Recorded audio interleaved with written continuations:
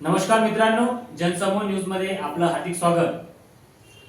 जनसमूह गेल्या 10 वर्षापासून वृत्तपत्र सेवा देत असलं तरी आता डिजिटल युगामध्ये शेतकऱ्यांसाठी या पावसाळ्याच्या काळामध्ये आणि सध्या ऊन पडत नसल्यामुळे होत असलेले रोगराई यावर मार्गदर्शन करण्यासाठी व शेतकऱ्यांनी पिकाची काळजी कशी घ्यावी याकरिता शेतकरी संदर्भात व शेतीविषयक मार्गदर्शन करण्यासाठी मी आमंत्रित केलं आहे प्लास्टिक फर्टिलायझरचे संचालक अमोल कोहाट यांना।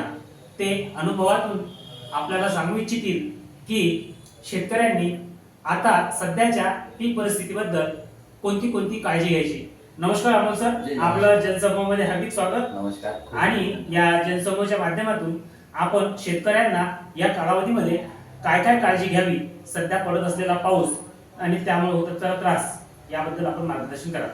पहिले तर मी जनसमूहाचे आभार मानेल आणि आपल्या या सगळ्या आजूबाजूच्या वातावरणाचे संबंधित जे काही आपले प्रश्न उद्भवतात त्याबद्दल मी थोडक्यात आपल्याला माहिती देऊ इच्छितो, जी आपल्याला सर्वांना परिपूर्ण अशी असेल आणि सगळ्यांनाच ती महत्त्वाची असेल।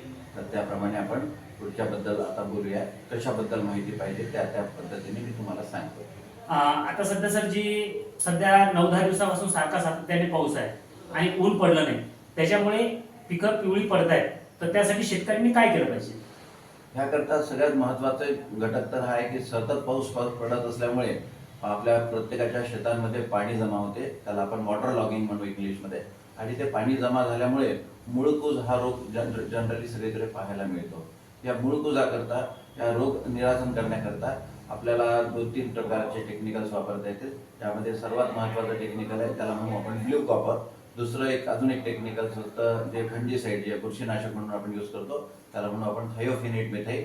आणि पुन्हा मुळं, जे कुजलेले मुळं पुन्हा येण्याकरता ज्याला आपण म्हणू की बाबा ह्युमिक, 98% ह्युमिक असतं फ्लेक्स स्वरूपात, त्याचा वापर आपण केला तर नक्कीच याचा आपल्याला फार चांगला फायदा होऊ शकतो। आता सध्या स्थितीला या पावसामुळं पिवळे पानं पडलेच आहे, पण त्याच्यावरच बुरशीनाशक म्हणजे काही जणांना पोकळा पडलेला आहे, काहींना किडे तुडतुडे उडायला सुरुवात झालेली आहे। तर यासाठी काय वापरलं पाहिजे? ह्यामध्ये खरंच फार चांगला प्रश्न विचारलाय तुम्ही। ह्यामध्ये असं होऊ शकतं की सूर्यच निघाला नाही, बरेच दिवसापासून आपण मागच्या 10-12 दिवसापासून पाहत असाल की आपल्याला सूर्याची दर्शनच नाही झाले। तर अशामध्ये आपल्याला काय होतं माहिती आहे का की प्रकाश संश्लेषणाची जी क्रिया असते त्याला फोटोसिंथेसिस म्हणतो आपण, ती अतिशय झाडाची मंदावते आणि त्यामुळे झाडं मायक्रोन्यूट्रिएंट घेण्याचं काम जे असते जमिनीतनं किंवा पानांद्वारे जे आपण अन्नद्रव्य तयार करताय झाड, त्याच्यामध्ये अत्यंत कमी होऊन जातं त्याचं। तर त्यामुळे हा पिवळेपणा किंवा झाड थोडं कोलमडून जाणे किंवा त्याप्रमाणे त्याची चकाकी न राहणे, ह्या सगळ्या गोष्टी आपल्याला पाहायला मिळतात। ह्याकरता याच्यामध्ये नेहमीसारखंच त्याच्यामध्ये वाढ खुंटते, त्यानंतर त्याची समजा फ्लॉवरिंगची स्टेजली फुलं येणे त्याची क्षमता कमी होते किंवा बाकीच्या सगळ्याच गोष्टी झाड हे कमी प्रमाणात करत असतं।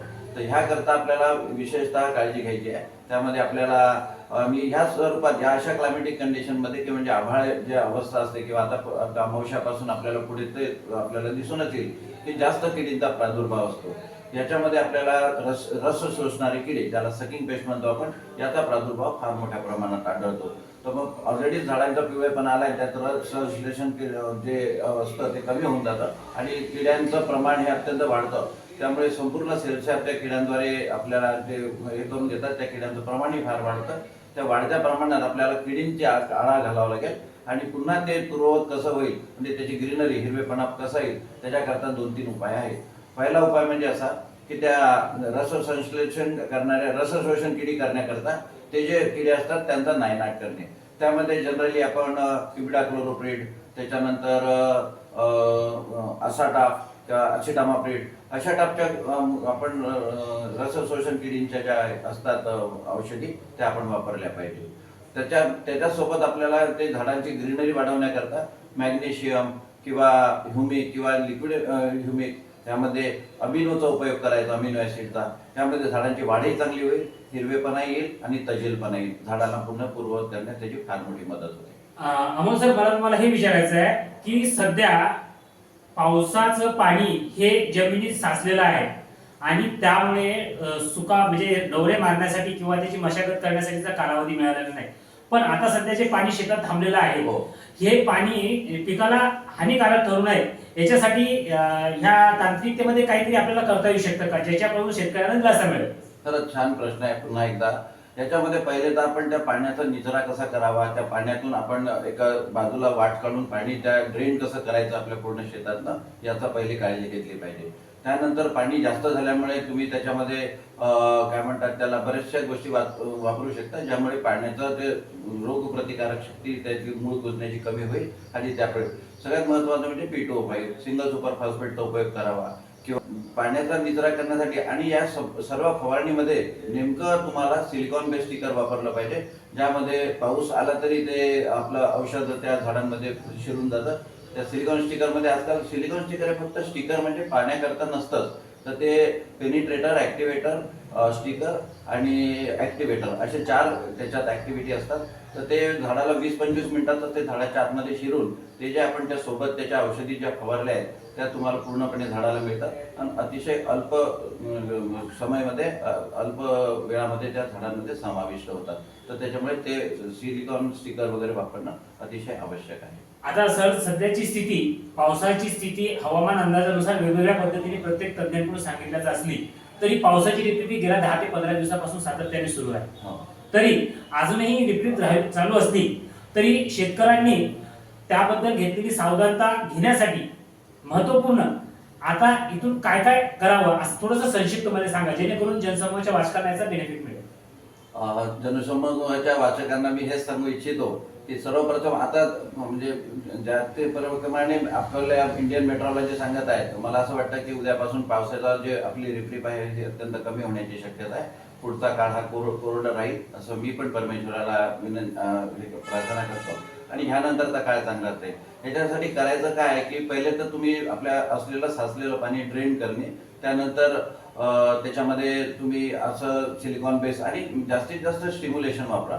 आता जे जमिनीतले मायक्रो न्यूट्रिएंट आहे सतत पावसाच्या पडल्यामुळे ते जमिनीच्या खालच्या भागाला चालले जातात, म्हणजे मुळांपर्यंत राहतच नाही ते. तर पुन्हा तुम्हाला मायक्रो न्यूट्रिएंट टाकणे किंवा पुन्हा एखाद्या फर्टिलायझर डोस देणे हा मात्र अतिशय महत्त्वाचा पार्ट ठरेल या सगळ्या शेती करण्याच्या उद्देशाने. अमोल सर, आपण जी सध्याची जी माहिती सांगितली आहे 15 दिवसाच्या ह्या पावसाच्या ऋतूमध्ये आपल्या माध्यमातून शेतकऱ्यांना असंच मार्गदर्शन मिळत राहावं. आजचा शेतकरी हा नक्कीच सुशिक्षित झालेला आहे आणि वाढत्या टेक्नॉलॉजीमुळे आपल्या व्हिडिओचा सर्वसामान्य शेतकऱ्यांना व शिक्षित युवा पिढीच्या ह्या शेतकऱ्यांना नक्कीच फायद्याचा राहील. आणि अमोल सर येणाऱ्या काळातही शेती संदर्भामध्ये फवारणीबाबत असो किंवा इतर विषयाबाबत असो आपलं मार्गदर्शन आपण या आणि त्या पद्धतीने करत राहा अशी अपेक्षा करतो. येणाऱ्या काळातून आपल्याकडून अनेक व्हिडिओ बनवण्याचा आमचा मानस असेल. शेती संदर्भामध्ये त्यांचा असलेला अनुभव आणि त्यांची ह्या क्षेत्रात काम करत असलेली जी स्थिती आहे, त्यांच्या 20-25 वर्षाचा जो अनुभव आहे, मराठवाडा असो, पश्चिम महाराष्ट्र असो, विदर्भ असो, या परिसरामध्ये त्यांनी जे काम केलेलं आहे त्या मार्गदर्शनाच्या आधारावर आजच्या स्थितीला या असलेल्या पावसाच्या परिस्थितीमध्ये शेतकऱ्यांनी आपली शेती कशी करावी, त्याच्यावर कोणती निगा राखावी, कोणती औषधं फवारावी याबद्दल अमोल पवार सर यांनी आपल्याला मार्गदर्शन केलं आहे. आणि येणाऱ्या काळातही असेच नाविन्यपूर्ण व्हिडिओ या जनसमूहाच्या माध्यमातून शेतकरी बांधवांसाठी आम्ही उपलब्ध करणार आहोत. तरी मित्रांनो, जनसमूह न्यूजला लाईक करा. येणाऱ्या काळात आपले सहकार्यालाच अमोल सरांसारखे अत्यंत चांगले मार्गदर्शक आपल्याला मिळत राहतील आणि आपण कमेंट्स द्या, त्या कमेंट्सला अनुसरून शेती संदर्भात मार्गदर्शन वर आम्ही व्हिडिओ तयार करू. धन्यवाद अमोल सर, आपलं सहर्ष स्वागत आणि मला तुम्ही यानंतरही असं सहकार्य कराल हीच भूमिका. धन्यवाद मित्रांनो. आपला पण खूप खूप धन्यवाद. जनसमूहाच्या सर्व वाचकांना किंवा बघितल्यांना माझ्याकडून खूप खूप शुभेच्छा. आपली शेती भरभराटून राहो हीच माझी परमेश्वराकडे प्रार्थना. धन्यवाद.